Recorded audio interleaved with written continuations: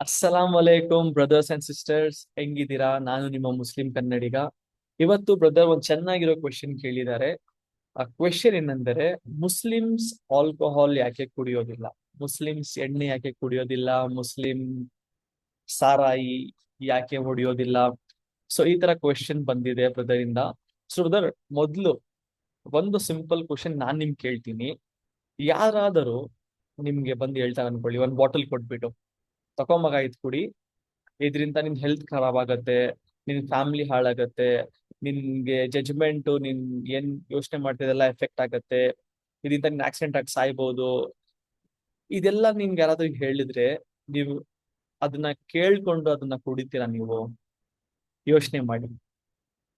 ಈ ಎಷ್ಟೊಂದು road accidents ಆಗತ್ತೆ, ಎಷ್ಟು ಫ್ಯಾಮಿಲೀಸ್ಗಳು ಆಲ್ಕೋಹಾಲ್ ಇಂದ ಹಾಳಾಗತ್ತೆ, ಎಷ್ಟು ಫೈಟ್ಗಳಾಗತ್ತೆ, ಎಷ್ಟು ಕ್ರೈಮ್ಗಳು, ರೇಪ್ಗಳು, ಇದೆಲ್ಲ ಆಗೋದು ಯಾವ್ದಿಂದ? ಆಲ್ಕೋಹಾಲ್ ಇಂದ.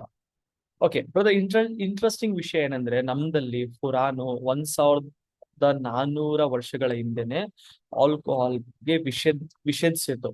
ಬೇಡಪ್ಪ, ಅದ್ ಕುಡಿಯೋದ್ರಿಂದ ದೂರ ಬಿಡಿ ಅಂತ, ಅದರಿಂದ ನಿಮ್ಗೆ ತೊಂದರೆ ಇದೆ ಅಂತ. ಸೈನ್ಸು ಅದೇ ಹೇಳುತ್ತೆ. ಅದರಿಂದ ಲಿವರ್ ಡ್ಯಾಮೇಜ್ ಆಗತ್ತೆ, ಅಡಿಕ್ಷನ್ ಆಗತ್ತೆ, ಬ್ರೈನ್ ಫಂಕ್ಷನ್ ಮಾಡಲ್ಲ, ಡಿಪ್ರೆಷನ್, ಆನ್ಸೈಟಿ ಎಲ್ಲ ಆಗತ್ತೆ, ರೋಡ್ ಆಕ್ಸಿಡೆಂಟ್ಗಳು ಜಾಸ್ತಿ ಆಗತ್ತೆ. ಅದಕ್ಕೆ ಇಸ್ಲಾಮು ಅದನ್ನ ಬೇಡಪ್ಪ, ದೂರ ಇರಿ ಅಂತ ಪ್ರಾಹಿಬಿಟ್ ಮಾಡಿದೆ. ಹರಾಮ್ ಅಂತ ಹೇಳ್ತೀವಿ ನಾವು. ನೀವು ಖುರಾನ್ ಅಲ್ಲಿ ಸೂರೆ ಅಲ್ ಮೈದಾ ಚಾಪ್ಟರ್ 591 ಅಲ್ಲಿ, ಆಲ್ಕೋಹಾಲ್ ಮತ್ತು ಗ್ಯಾಮ್ಲಿಂಗ್ ಮೂಲಕ ದೆವ್ವಗಳು, ಶೈತಾನ್ ಬೇಸಿಕಲಿ, ದೆವ್ವ, ಭೂತ, ಪಿತಾಚಿ ನಮ್ಮ ಮಧ್ಯೆ, ನಿಮ್ಮ ಎಲ್ಲರ ಮಧ್ಯೆ ದ್ವೇಷ ಮತ್ತು ಜಗಳವನ್ನು ಹುಟ್ಟಿಸಿ ನಮ್ಗೆ ಅಲ್ಲಾ ನೆನಪಿಂದ ದೂರ ಮಾಡತ್ತೆ. ಸೊ ಬ್ರದರ್, ನೀವೇ ಯೋಚನೆ ಮಾಡಿ, ನೀವು ಕುಡ್ದಾಗ ಅದ್ ಹಂಗೆ ಆಗತ್ತಲ್ವಾ? ನೀವ್ ಸುಮ್ನೆ ಜಗಳ ಆಗತ್ತೆ, ಕಿರಿಕಿರಿ, ಆಮೇಲೆ ನೀವು ಪ್ರಾರ್ಥನೆ ಸರಿಯಾಗಿ ಮಾಡಕ್ ಆಗಲ್ಲ, ಏನೋ ಶಾಂತಿಗೆ ಆಗಲ್ಲ. ನಿಜ ತಾನೇ ಇದು? ಎಷ್ಟೋ ಫ್ರೆಂಡ್ಗಳು ಜಗಳ ಮಾಡ್ತಾರೆ, ಫ್ಯಾಮಿಲಿಗಳಿಂದ ಸಮಸ್ಯೆ ಆಗತ್ತೆ, ಜ ಜನರ ಲೈಫ್ ಆಲ್ಕೋಹಾಲ್ ಇಂದ ಸ್ಪಾಯ್ಲ್ ಆಗಿದೆ. ಇಸ್ಲಾಂ ಮಾತ್ರ ಆಲ್ಕೋಹಾಲ್ ವಿರುದ್ಧ ಇಲ್ಲ. ಹಿಂದೂ ಗ್ರಂಥಗಳಲ್ಲೂ ರೆಫರೆನ್ಸ್ ಇದೆ, ಬೇಕಾದ್ರೆ ನಿಮ್ಗೆ ಹೇಳ್ಬೋದು.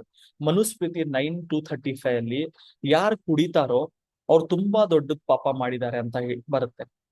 ಯಾವ ತರ ಪಾಪ ಅಂದ್ರೆ, ಯಾರಾದ್ರೂ ಬ್ರಾಹ್ಮಣ್ಗೆ ಕೊಲೆ ಮಾಡೋ ತರ, ಇಲ್ಲ ಅಂದ್ರೆ ಕಳ್ಳನ್ ತರ, ಇಲ್ಲ ಅಂದ್ರೆ ಈ ತರ ಇದೆ. ತಿರ್ಗಾ ನೀವು ಮನುಸ್ಮೃತಿ 9:238 ಅಲ್ಲೂ ಏನಿದೆ ಅಂದ್ರೆ, ಯಾರು ಕುಡಿತಾರೆ ಅವ್ರ ಹತ್ರ ದೂರವಿರಿ, ಅವ್ರ ಜೊತೆ ಊಟ ಮಾಡ್ಬೇಡಿ, ಅವ್ರ ಜೊತೆ ನೀವು ಓದ್ಬೇಡಿ, ಅವ್ರ ಜೊತೆ ಮದುವೆ ಕೂಡ ಆಗ್ಬೇಡಿ, ಈ ತರ ಹೇಳ್ತಾರೆ ಮನುಸ್ಮೃತಿಯಲ್ಲಿ. ಈಗ ಮನುಸ್ಮೃತಿ 11:55 ಅಲ್ಲಿ ಓದಿದ್ರೆ, ಬರೀ ಕುಡಿಯೋನ್ಗಲ್ಲ, ಅವ್ರ ಜೊತೆ ಇರೋರು ಪಾಪ ಮಾಡಿದ್ದಾರೆ ಅಂತ ಬರುತ್ತೆ. ತಿರ್ಗಾ ಮನುಸ್ಮೃತಿಯಲ್ಲಿ ಓದಿದ್ರೆ ನೀವು ಚಾಪ್ಟರ್ 11:94 ಅಲ್ಲಿ, ಇದು ಇದು ಸಾರಾಯಿ, ಆ ಅದು ಆಲ್ಕೋಹಾಲು ಮತ್ತೆ ಎಣ್ಣೆ, ಇದೆಲ್ಲ ತುಂಬಾ ಕೆಟ್ಟ ಚೀಸಿಂದ ರೆಡಿ ಮಾಡೋದು. ಅದನ್ನು ಕುಡಿದ್ರೆ ನೀವು ಪ್ಯೂರ್ ಆಗಿರಲ್ಲ ಅಂತ ಬರುತ್ತೆ. ತಿರ್ಗಾ ನೀವು ಇದು ಋಗ್ವೇದ ಅಲ್ಲೂ ಇದೆ. ಋಗ್ವೇದ 8 ಅಲ್ಲಿ ಹಮ್ 2, ಆಮೇಲೆ ಶ್ಲೋಕ 12 ಅಲ್ಲಿ ಇದೆ. ಋಗ್ವೇದ 8 ಹಮ್ 21 ಶ್ಲೋಕ 14 ಇದೆ. ಭಗವದ್ಗೀತಾ ಅಲ್ಲೂ ಚಾಪ್ಟರ್ 2 ಅಲ್ಲಿ ಇದೆ.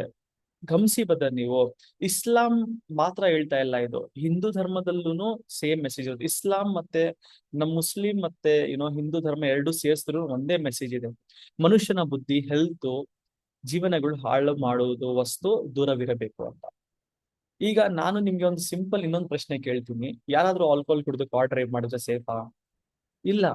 ಆಲ್ಕೋಹಾಲ್ ಅಲ್ಲಿ ಏನು ಡಿಸಿಷನ್ಸ್ ಮಾಡಿದ್ರು ಸೇಫಾ? ಇಲ್ಲ. ಆಲ್ಕೋಹಾಲ್ ಇನ್ಸ್ಟಲ್ಲಿ ಫ್ಯಾಮಿಲಿ ಲೈಫ್ ಸ್ಟ್ರಾಂಗ್ ಆಗುತ್ತಾ? ಇಲ್ಲ. ಹಾಗಾದ್ರೆ ಜಗತ್ತಿನ ಸೃಷ್ಟಿಕರ್ತ ಅದನ್ನು ಯಾಕೆ ಪ್ರಾಹಿಬಿಟ್ ಮಾಡ್ತಾರೆ, ಯಾಕೆ ದೂರವರಿ ಅಂತ ನಮ್ಗೆ ಹೇಳ್ತಾರೆ? ನಮ್ಮ ರಕ್ಷಿಸಲು, ನಮ್ಮ ಒಳ್ಳೇದಕ್ಕೆ.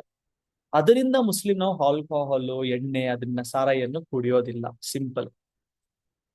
ಅಲ್ಲ, ಅದನ್ನ ನಮ್ಗೆ ಹರಾಮ್ ಅಂತ ಹೇಳ್ಬಿಟ್ರೆ ಅದನ್ನ ನಾವು ಕುಡಿಯಂಗಿಲ್ಲ. ಮತ್ತೆ ನಿಮ್ ವೇದಗಳಲ್ಲೂ ನಿಮ್ ಗ್ರಂಥಗಳಲ್ಲೂ ಅದೇ ಇರೋದು.